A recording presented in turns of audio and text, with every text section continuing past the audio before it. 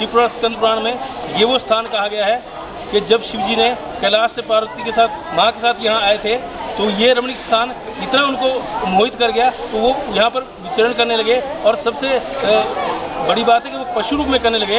इसी स्थान पर इसलिए एक स्थान भी नज़दीक है जिसमें हिरण के रूप में संरक्षण प्राप्त मिल रहते हैं और कहा जाता है जो पूरे जन्म के कर्म है, जो दुष्कर्म है, जो भूले से जाने से जो भी कर्म होंगे उनका निवारण या किसी ने पशु हत्या की हो पूरे जन्म का यहाँ तक कहा गया है कि ब्रह्म हत्या का भी जो दोष हो उसका निवारण इस स्थान पर कहा गया है। और 12 जो ज्योतिर्लिंग है उनमें ये पहला स्थान पशुपतिनाथ जी माना गया है। और वैसे भी कहा गया है जो नेपाल जो राज्य है ये हिमालय का सबसे नज़दीक जो नीचे का क्षेत्र है पर्वतीय और एवरेस्ट भी यहीं पर ही नेपाल में है जो सबसे विश्व में सबसे ऊंची स्थान है। और एक विचित्र बात कहेंगे नेपाल के बारे में कि पूरे विश्व में किसी न किसी देश में स्वतंत्रता दिवस मनाते हैं लेकिन नेपाल एक ऐसा देश है यहाँ ये दिन ही नहीं मनाया जाता क्योंकि यहाँ के ये जो वीर भूमि है इसके लोग कभी पराधीन हुए ही नहीं तो इसलिए ये कभी स्थान गुलामी की जंजीरों में जकड़ा नहीं रहा। तो ये स्थान वो है शिव जी का कि जिसमें आने से प्रभाव शिव जी के मंत्रों का नाथों का कहा गया कि छिंदना गोरखनाथ भी यहाँ पर है, उन्होंने भी यहाँ तपस्या की। जितने सिद्ध हुए हमारे 84 नाथ हुए उन्होंने यहाँ तपस्या की।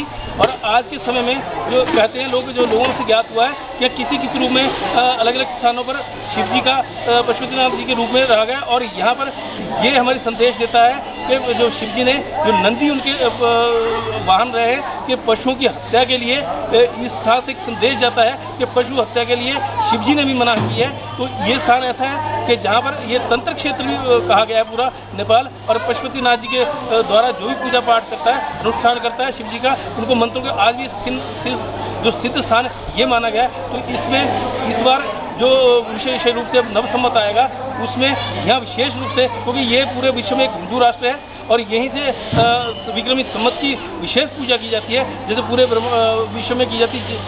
जनवरी से पहला दिन माना जाता है वर्ष का, यहाँ नव जो सम्मत है उसका माना जाता है। तो यहाँ विशेष उत्सव उससे मनाए जाते हैं। और ये ऐसा स्थान एक विचित्र बात यहाँ है कि यहाँ आप देखेंगे बंदर से लेकर कोई भी जानवर कोई भी उनको मतलब ना हानि पहुँचाता है ना वो किसी को हानि पहुँचाते। ये वो स्थान शिव जी का माना गया है जिसमें कहा गया ओम श्री पशुपतिनाथाय नमः मंत्र से जाप करके अगर कोई बैठ के जाप भी करेगा तो उसको 10 अश्वमेध यज्ञ के फल की प्राप्ति शिवरात्रि में होती है। और सोमवार के समय तो शेष भीड़ लगी रहती है। तो ये पशुपतिनाथ जी का वो स्थान है जिसे पूरे कहा गया कि जब भारत में केदारनाथ की यात्रा करो उसके बाद ये पशुपतिनाथ की जब यात्रा न करो तो यात्रा अधूरी मानी जाती है। उसी प्रकार जब यहाँ की यात्रा करो और केदारनाथ की उत्तराखंड में भारत में यात्रा न करो तो भी अधूरी यात्रा मानी जाती है। तो ये वो स्थान शिव जी और पार्वती का है। और इस स्थान पर अब भी गणेश जी के मंदिर है, लक्ष्मी जी के, कार्तिक जी के हैं। और इसीलिए इस स्थान को पूरे विश्व में सबसे पशुपतिनाथ जी को पवित्र और सिद्ध स्थान माना जाता है। इसलिए इस स्थान का सबसे ज़्यादा महत्व माना गया है।